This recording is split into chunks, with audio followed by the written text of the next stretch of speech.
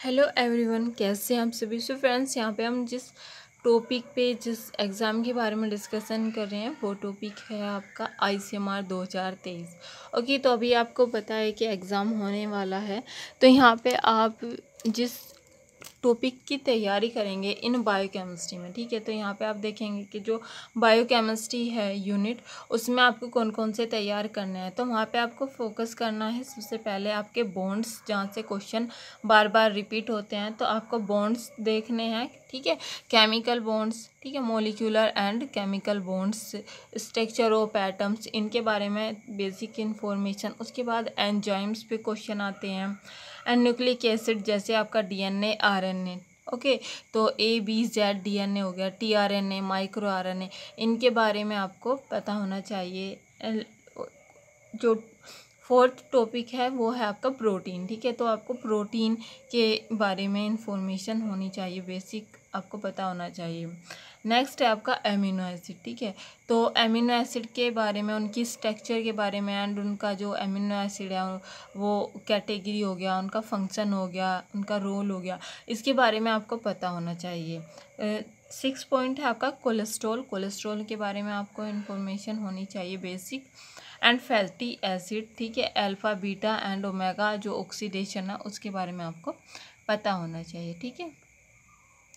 And यहाँ पे stabilising interaction, जैसे वंडरवॉल है आपका, हाइड्रोजन बॉन्डिंग, हाइड्रोफोबिक इंटरेक्शन, इन सभी के बारे में। और इसके अलावा अगर आप यहाँ पे देख सकते हैं तो जैसे आपका कार्बोहाइड्रेट हो गया, न्यूक्लिक एसिड, एंड एक टॉपिक यहाँ पे एक और है विटामिन्स, ठीक है। तो विटामिन्स के बारे में भी आपको पता होना चाहिए, क्वेश्चंस यहाँ से भी आपके आते हैं, ठीक है। pH एंड बफर, ये इतना है।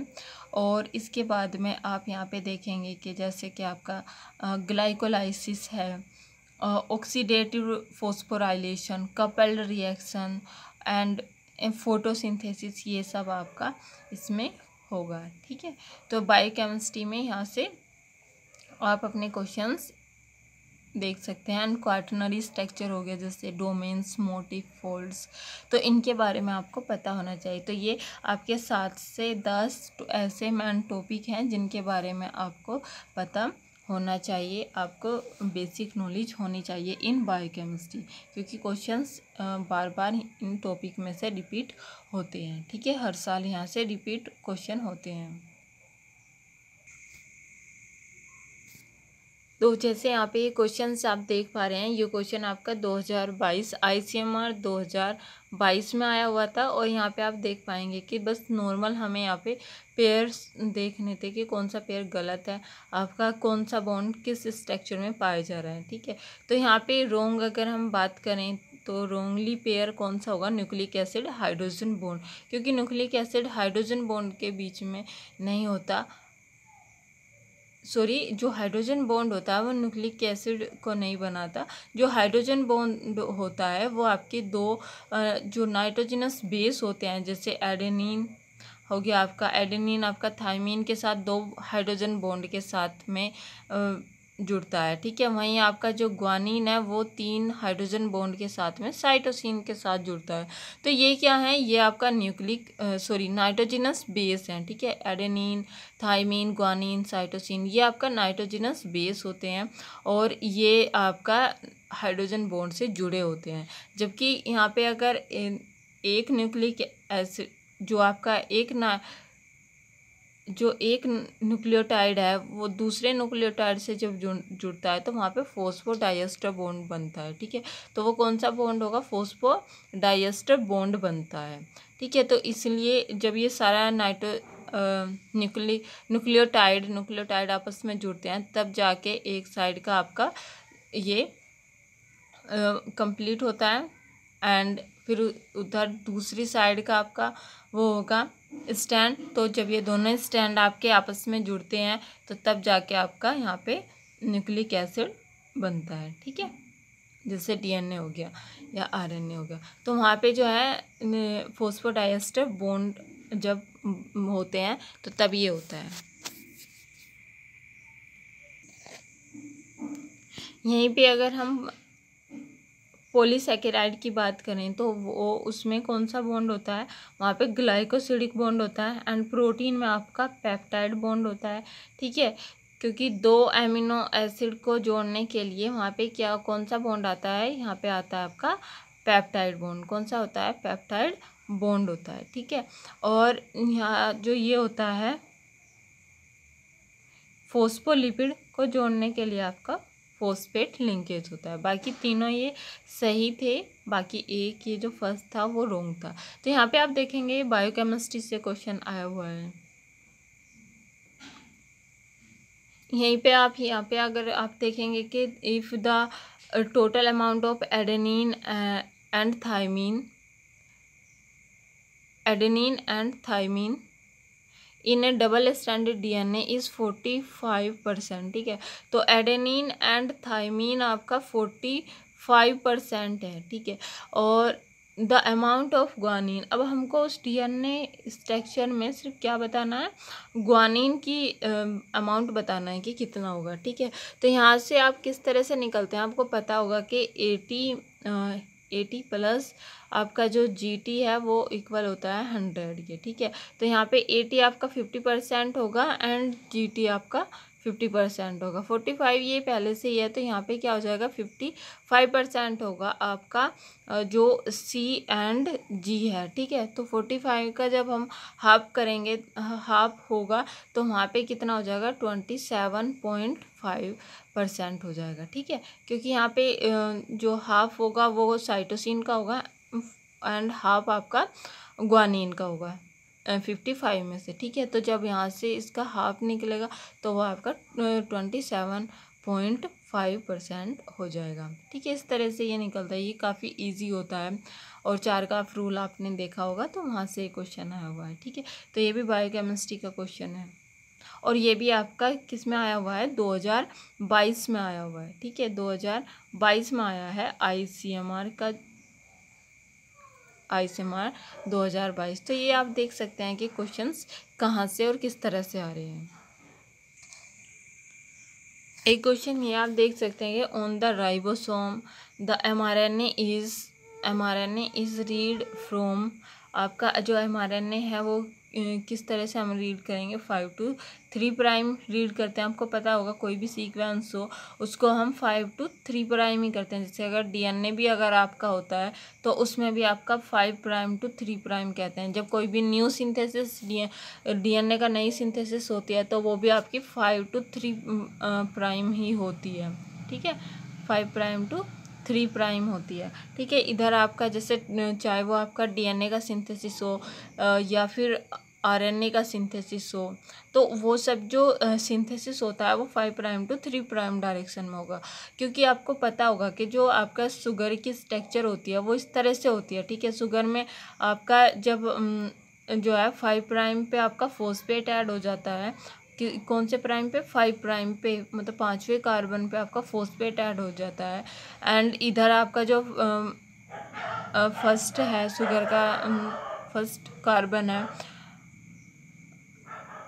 फर्स्ट प्राइम, तो उस पर आपका जो है नाइट्रोजनस बेस, आपका जैसे आपका थायमीन, एडेनिन, ग्वानिन, साइटोसिन, इनमें से नाइट्रोजनस बेस अगर कोई सा जुड़ जाता है तो तभी हम इसको कंप्लीट स्ट्रक्चर को हम बोलते हैं न्यूक्लियोटाइड, ठीक है। क्या स्ट्रक्चर बोलते हैं हम इसको, न्यूक्लियोटाइड। जब आपका नाइट्रोजनस बेस एंड शुगर ये दो होते हैं, नाइट्रोजनस बेस एंड शुगर होता है, तो तब हम इसको बोलते हैं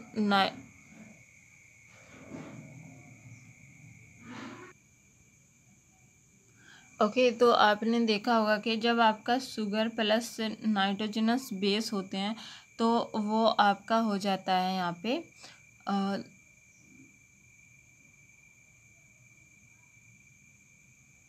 जब आपका यहाँ पे नाइट्रोजनस बेस एंड शुगर होता है तो उसको हम बोलते हैं न्यूक्लियोसाइड, ठीक है। ये दोनों स्ट्रक्चर क्या होती है, न्यूक्लियोसाइड होती है। वहीं पे अगर आपका फॉस्फेट भी ऐड हो जाता है तो तब आपका होता है ये न्यूक्लियोटाइड। ठीक है, तो ये स्ट्रक्चर आपकी बनती है। तो यहाँ पे अगर हम इस स्ट्रक्चर की बात करें तो इसमें जो आपका ये शुगर होता है उसके पहले कार्बन पे आपका नाइट्रोजनस बेस ऐड होते हैं, और ये जो यहाँ पे बॉन्ड बनता है उस बॉन्ड को हम बोलते हैं बीटा एन ग्लाइकोसिडिक बॉन्ड। ठीक है, ये याद रखना, बीटा एन ग्लाइकोसिडिक बॉन्ड। ठीक है, तो ये आपको यहाँ पे याद रखना है कि कौन सा बॉन्ड होता है। दूसरा वहीं पे आपको क्या याद रखना है कि यहाँ पे आपका सेकंड कार्बन पे आपका OH इधर है।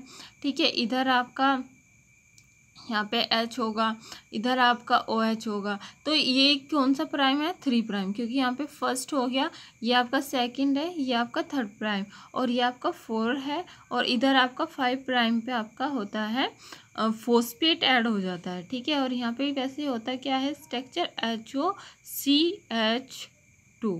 ठीक है, 5 प्राइम पे ये स्ट्रक्चर होती है, और फिर यहाँ पे जब आपका फॉस्फेट ऐड हो जाता है तो फिर हम इसको बोलते हैं न्यूक्लियोटाइड। ठीक है, क्या स्ट्रक्चर बन जाती है ये? फिर न्यूक्लियोटाइड स्ट्रक्चर होती है। ठीक है, और न्यूक्लियोटाइड जब यहाँ पे स्ट्रक्चर बनती है तो ये जो यहाँ पे होता है HOCH2, यहाँ पे से आपका OH हट जाएगा और यहाँ पे क्या रह जाएगा?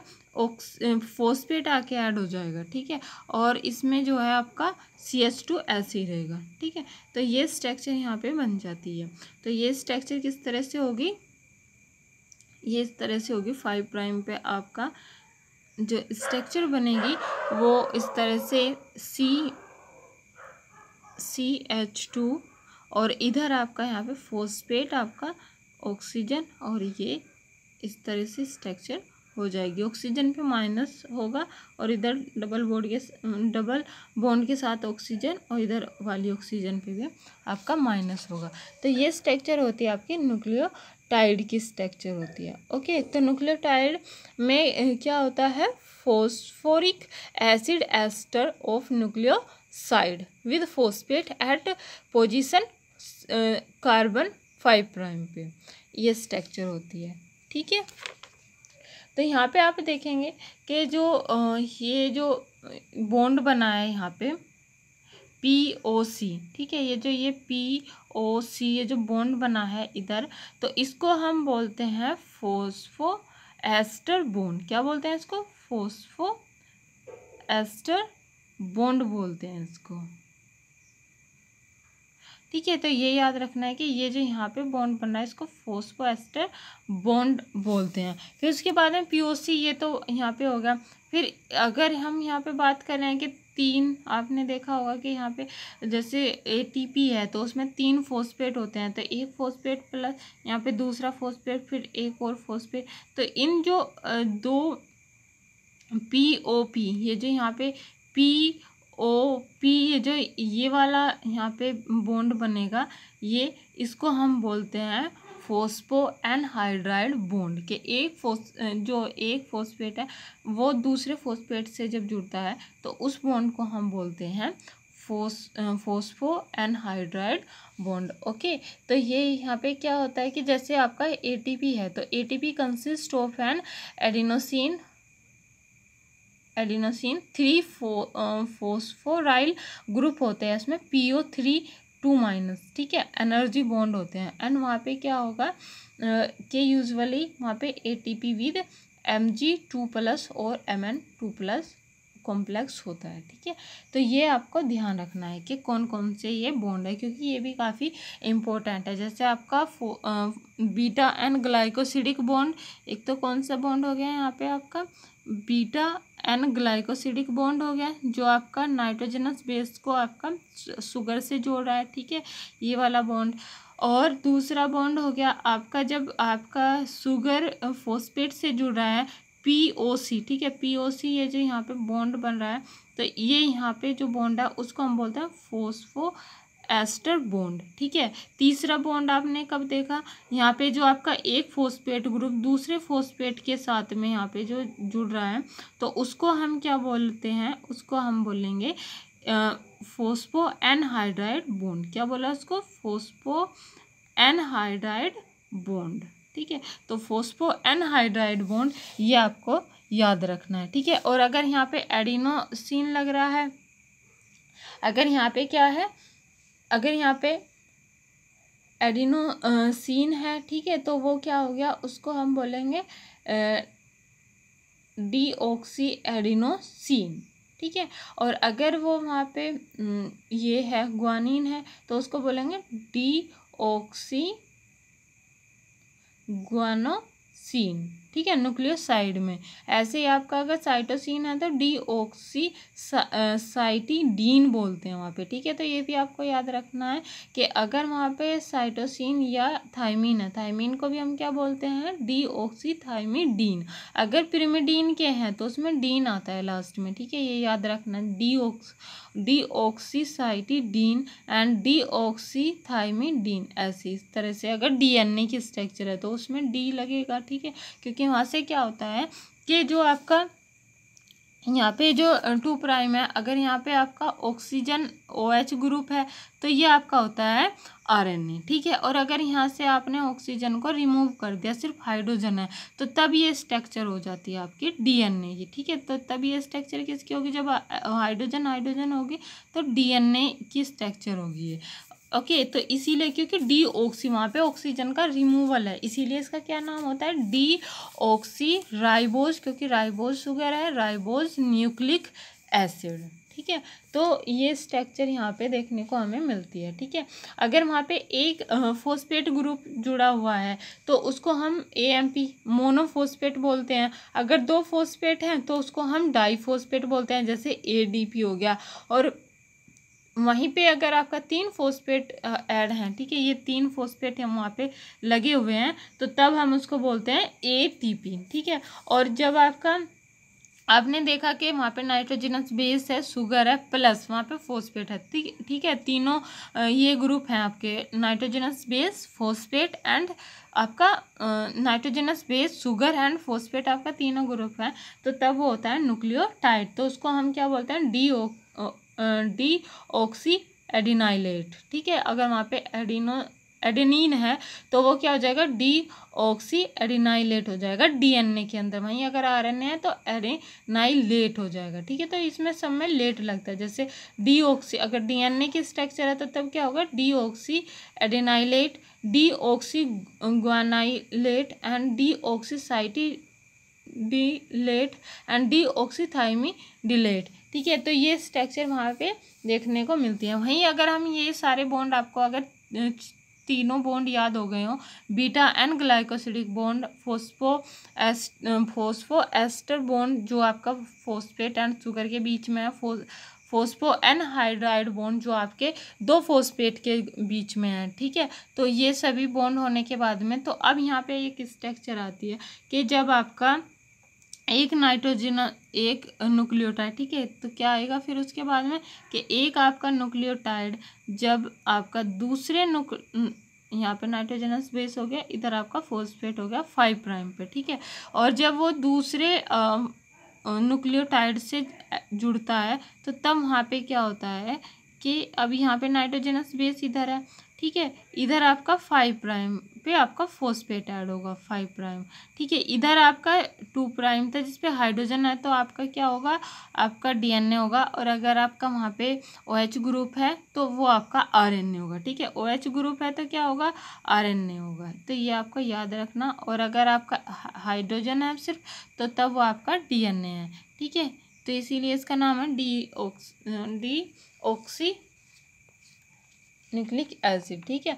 क्या नाम होता है इसका, डीऑक्सी न्यूक्लिक एसिड। और ये एक चीज़ यहाँ पे याद रखना कि ये जो यहाँ पे हाइड्रोजन नीचे क्या है, H है, ठीक है।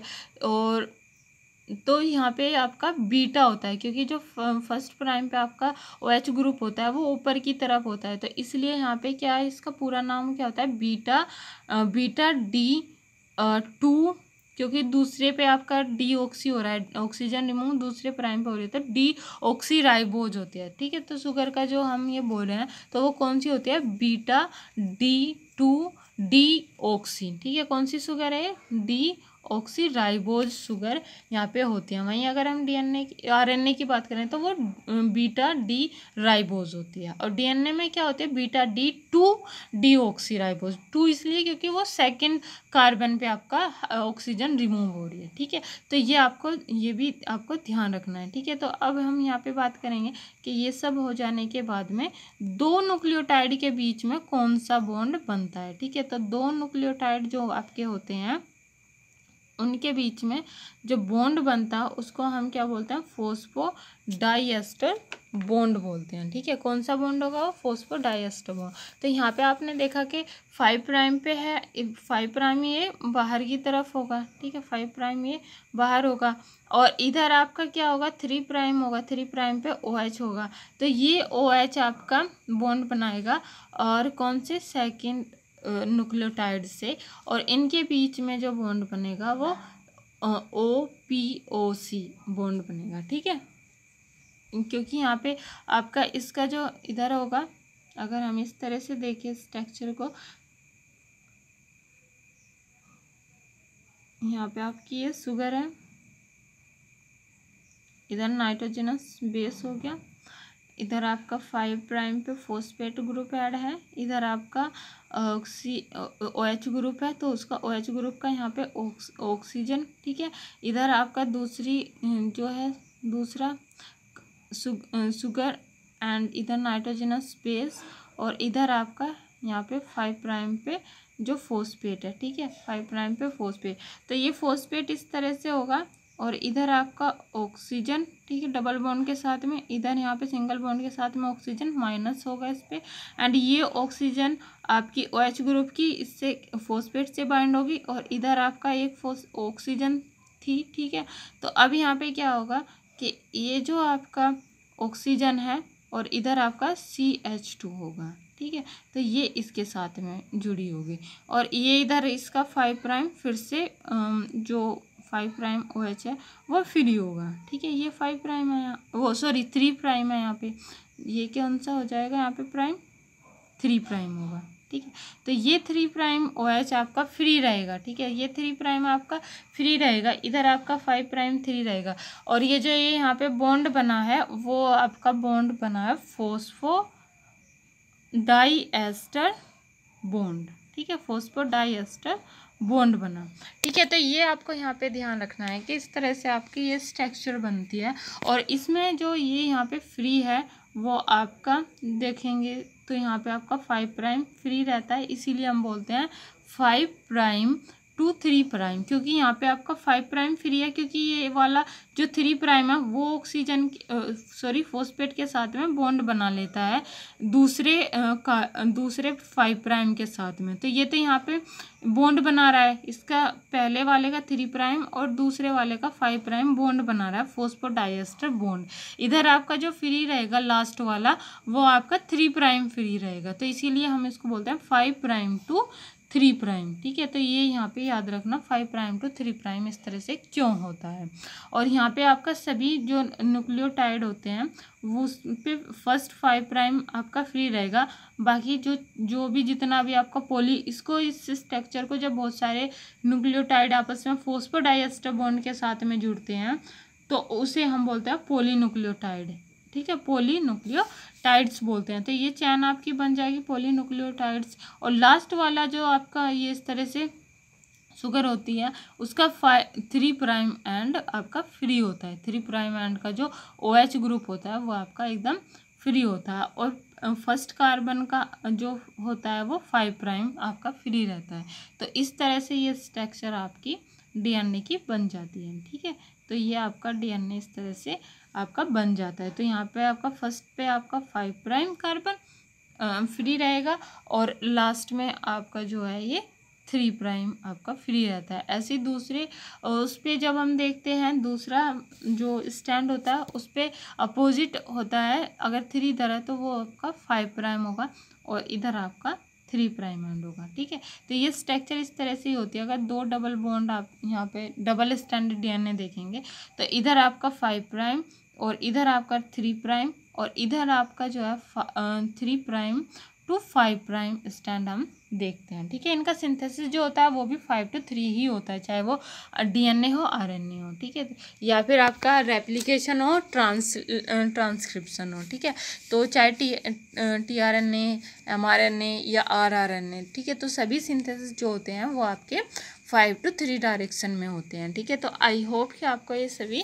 क्लियर हो गया, आपका जो डीएनए है वो थोड़ा आपका क्लियर हो गया। ठीक है, और यहीं पे अगर हम बात करें कि जो आपका चारगाफ रूल होता है, उसमें आपका जो फर्स्ट रूल होता है वो यही होता है कि जो चारगाफ में फर्स्ट रूल कौन सा है, फर्स्ट रूल चारगाफ का यही है कि वहाँ पे आपका डबल स्टैंडर्ड डीएनए होना चाहिए। सबसे पहले तो यही होगा, क्योंकि तभी तो आप देख पाएंगे कि जो एडेनिन है वो थाइमीन के साथ में 2 बॉन्ड के साथ जुड़ा होगा, और जो साइटोसिन है वो 3 बॉन्ड के साथ में किससे जुड़ा होगा, आपके ग्वानिन के साथ। तो ये इस हमें देखने के लिए adenine and thymine, guanine and cytosine, ये देखने के लिए आपको चारगाफ रूल में डबल स्टैंडर्ड डीएनए दिया हुआ है तो ही आप इसको अप्लाई करेंगे, अदरवाइज आप वहाँ पे क्वेश्चन में कोई आंसर नहीं दे पाएंगे। ठीक है, क्योंकि वो उसमें कोई ऑप्शन सही नहीं होगा। ठीक है, क्योंकि सिंगल स्टैंड पे कभी भी चारगाफ रूल अप्लाई नहीं होता। ठीक है, सेकंड रूल क्या होता है, the composition of DNA varies from one species to another. ठीक है, तो ये आपको याद रखना है कि composition of DNA varies from one species to another. और यहाँ पे अगर हम देखेंगे तो जो आपका ये होता है मोलर रेशो ऑफ A/T, ठीक है, इक्वल टू 1 होता है। ठीक है, similar the molar ratio of G/C, और जो G/C होता है वो भी इक्वल टू 1 होता है। ठीक है, इसके अलावा अगर हम यहाँ पे बात करें कि sum of purine equal that प्रीमिडीन। ठीक है, तो सम ऑफ प्यूरिन क्या होता है, प्यूरिन में आपको पहले ही बताया कि जो प्यूरिन होता है उसमें पेज याद रखना A+G, क्योंकि क्या कहा है इन्होंने, सम ऑफ द प्यूरिन, प्यूरिन में आते हैं एडेनिन एंड ग्वानिन, इक्वल किसके हो जाएगा, इक्वल टू द प्रीमिडीन। प्रीमिडीन में क्या आता है, C/T आता है अगर डीएनए होगा। वहीं पे अगर आपका आरएनए होगा तो तब क्या होगा, अगर आरएनए है तो तब आपका हो जाएगा C+U।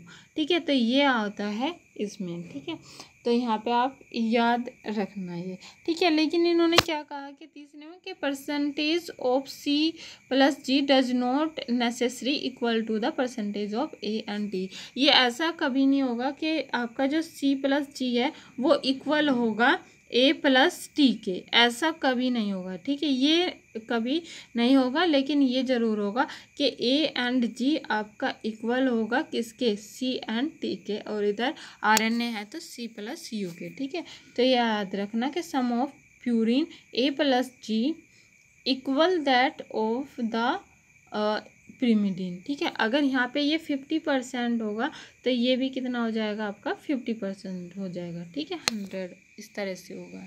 ठीक है, तो ये आपको यहाँ पे रूल ध्यान रखना है। और ये तो होगा ही कि जितना आपका एडेनिन होगा उतना ही आपका थाइमीन होगा। ठीक है, अगर यहाँ पे आपका 25% आपका एडेनिन है, ठीक है, तो 25% आपका क्या होगा, आपका थाइमीन होगा। ठीक है, वहीं पे अगर हम बात करें कि जो जैसे साइटोसिन है तो वो कितना होगा, वो आपका इक्वल होगा ग्वानिन के, तो 25% आपका साइटोसिन एंड 25% आपका ये हो जाएगा ग्वानिन। ठीक है, अगर आप यहाँ पे देखेंगे कि इन्होंने कहा था कि sum of purine equal to the sum of pyrimidine. ठीक है, तो A/G आपका कितना आ रहा है, 50%। ठीक है, A/G कितना है आपका, 50 है। तो इन्होंने क्या कहा था कि इक्वल टू किसके होगा, वो T+C के। ठीक है, तो T+C के इक्वल होगा, तो ये भी आपका कितना दिया हुआ है, 25, तो ये भी आपका 50 हो जाएगा। तो इस तरह से ये आप यहाँ पे बहुत इजीली क्वेश्चन इससे सोल्व कर सकते हैं। ठीक है, तो ये अगर हम इस क्वेश्चंस की बात करें तो इसमें क्या दिया हुआ था कि on the ribosome of mRNA is read from, वो 5' to 3' होता है।